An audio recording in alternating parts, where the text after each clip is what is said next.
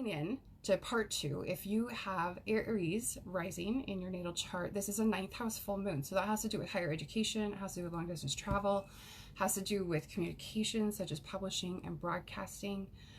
Also religion, philosophy, and law are 9th house matters. For Taurus rising, this is going to be an 8th house full moon. So other people's resources that are at your disposal. Investment earnings, excuse me, I'm bumping the camera. Taxes, insurance, things like that, debts that you might have, but also bonus and commission income are 8th house income. And then death, rebirth, transformation, some more kind of occult themes belong to the 8th house. If you want to work with those, especially with the Pluto opposition being active, that might be an opportunity to do that. With Gemini rising, you're going to have this as a 7th house full moon. So partnership, marriage, business, relationships with other people in general, things that we reject about ourselves are 7th house matters, or what we project onto other people. Those are specific to the descendant. If you want to take a look at where the descendant is in your chart, if you have Gemini rising. For Cancer rising, this is a 6th house full moon. So this has to do with the work that you do every day, right? The nitty-gritty details of life, your daily routine, including your habits and your schedules, fall under the 6th house. And also health and diet fall under 6th house. So health habits that you might have, or exercise routines, you could include those here. Employees and pets are also 6th house. So for Cancer rising, those are the themes that you're probably seeing are active right now. For Leo, we're looking at a 5th house full moon. So Leo rising, this has to do with creativity, it has to do with children, it has to do with romance and true love, things that we do for pleasure, and then sports and like risk-taking activities like gambling or whatever, betting, that sort of thing.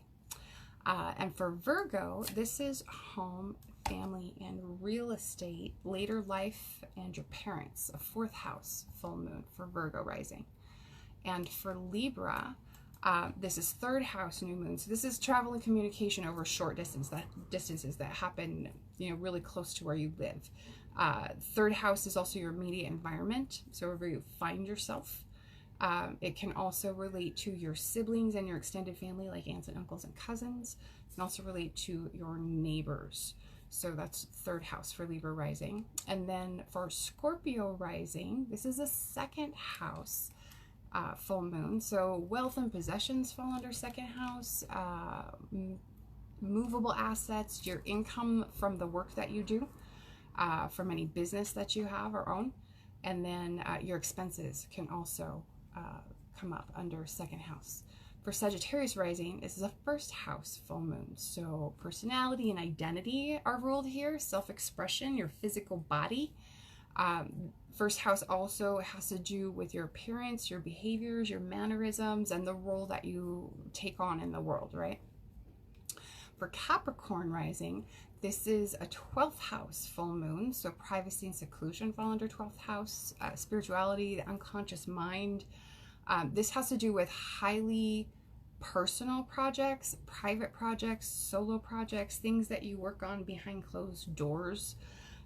And then the 12th house also has to do with rest and retreat and institutions of retreat, spiritual practices, things that we do to escape day-to-day reality or 12th house matters.